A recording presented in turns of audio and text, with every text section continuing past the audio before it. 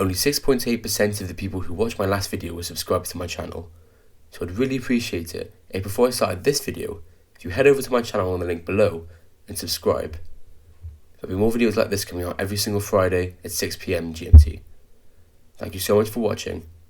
Remember to like the video, and I hope you enjoy.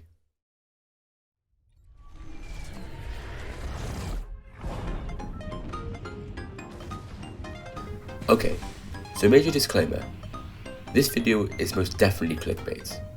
Well, the title is anyway. Fortnite isn't dead in 2023, not by any means. But why, after 6 years of pretty much exactly the same game, isn't it dead? Let's take a look, shall we? There were 3 certainties in life: death, taxes, and gamers over the age of 16 saying that Fortnite's a dead game. While this obviously isn't the case, let's start our argument by looking at exactly this statement, where it comes from, why it isn't entirely untrue, and then why those same people are starting to play Fortnite again. I'm going to be breaking my argument down into 3 main sections on why Fortnite isn't dead, starting with the gameplay evolution, then going on to the frequency of new content and the leveraging of popular IP, and then lastly, finishing on the most creative reason Fortnite hasn't died yet. In Fortnite's Unreal Editor. Right, well now that I've introduced my arguments, I better get to it, hadn't I? So, let's start with the age-old statement that Fortnite is a dead game, why that isn't true, and why those same people are now picking up their harvesting tools again. When asked why they think Fortnite is a dead game, most will say that it's because Fortnite just isn't quite as good as it used to be. Well, I think that they're totally wrong on that front. It is easy to see why some people have moved on. Fortnite just isn't a little different to how it used to be. It's almost unrecognisable. These changes have come for both the good and the bad, as the game used to have a vaguely beta-like charm, bringing with it glitches like the rocket ride and the double pump shotgun. Nowadays, Fortnite is so polished and lacking in issues that those fun little exploits simply aren't part of the game anymore, as you can't really have meta-breaking strategies available in a game that's as competitive as this one. Just imagine if Call of Duty had a glitch that allowed you to walk through walls to escape enemy fire. That's about as damaging and game-breaking as the double pump was in Fortnite. Another perk of the game being infinitely more balanced is that it now just feels more fair. In the old days of Fortnite, it was commonplace to be sniped in the head with absolutely no warning, even if the player was hiding in the bushes directly in front of you. Things like sniper blitz now mean this doesn't happen. All in all, Fortnite isn't a dead game, it's just a different game, and I think that's for the better. Let's move on to why the gameplay of Fortnite makes it infinitely appealing to new or returning players.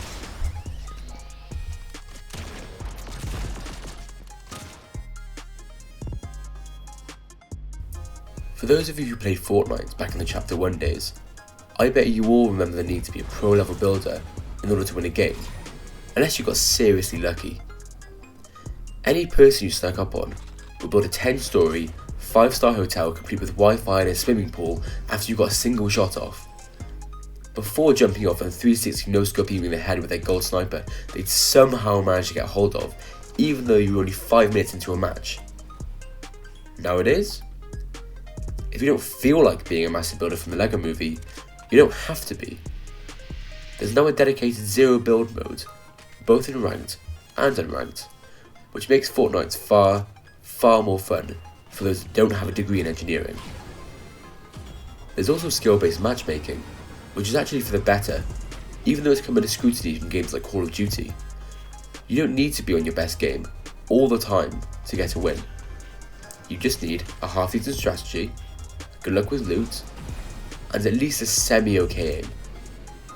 Actually playing Fortnite has never been more fun, as Epic has seemingly totally given up on Fortnite being your traditional battle royale shooter. This makes items such as the ODM gear from Attack on Titan, or the Spider-Man gauntlets from, well, Spider-Man, possible, or in less IP user terms, items like the Shockwave Hammer. The sheer ridiculousness of all of these items is what makes Fortnite more of a joy to play than it's ever been. There's also the parkour system, which makes getting around the map far better and far quicker than it ever used to be. Gone are the days of spending 10 minutes running around looking for people to fight. Now you can free run around the map, hop on a motorbike, and off you go.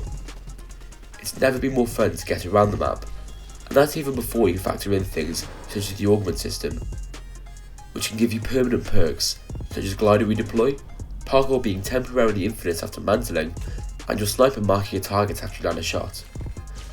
So that's why Fortnite is more fun to play. But now let's move on to why Fortnite is remaining popular, as being more fun, while definitely a good thing, isn't what's kept Fortnite on the map. That's far more to do with how it leverages well-known IP. Let's take a look. Right now, Fortnite's item shop is chock full of Spider-Man themed items, and there are Spider-Man gauntlets in the game. A week ago, there were lightsabers to be found around the map, and an item shop filled with Star Wars characters. There's ODM gear in the game, and Eren Yeager is a skin that can be unlocked through challenges. There's been an entire season, several seasons in fact, that have been based around a major IP such as Marvel or Star Wars, and the item shop is constantly filled with TikTok dances. Fortnite isn't as big as it is because of how fluid its gameplay is. It's as big as it is because it allows players to play as their favourite character from almost anything. How many other games can you name that include characters from Marvel, DC, Star Wars, Dragon Ball, Dead Space, God of War, Halo, and Tomb Raider? Almost any major series you can think of, Fortnite will have a skin or item based on a character from it. The moment that there's a new TikTok trend, Fortnite will add it to the item shop as an emote. They're incredibly on the ball when it comes to being the first to snatch licensing for any dance move that goes big on the platform. Remember why Fortnite originally became a meme? It's because of the emotes and dances. There's no way Fortnite would be as big as it is now without the Take the L, Best Mates, or Orange Justice emotes. That's why Fortnite is still huge. It never stepped off the pedal when it came to things like this. I think that it's time that we move on to the last, and possibly most important reason that Fortnite is just as alive, if not more alive, than it ever has been before. Let's talk about creative, or what's now become known as the Fortnite Unreal Editor.